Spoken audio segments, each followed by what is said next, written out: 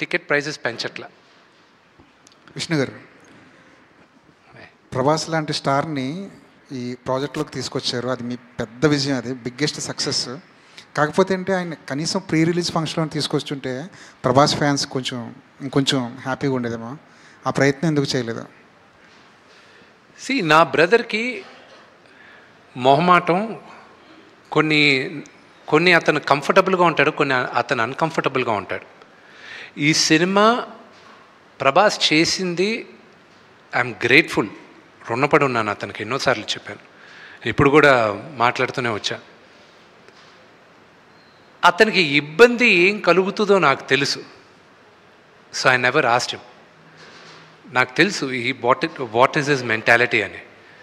నేను అడగట్లేదు, నేను గుర్తుపెట్టుకో అని చెప్పాను.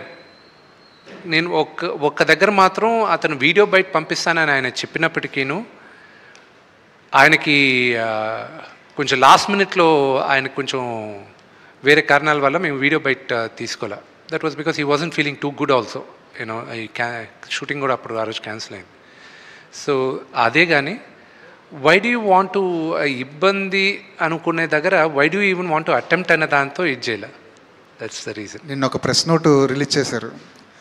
అది సినిమా రిలీజ్కి ముందు ఒక ప్రొడ్యూసర్ దగ్గర నుంచో ఒక హీరో దగ్గర నుంచో అలాంటి ప్రెస్ నోట్ రావడం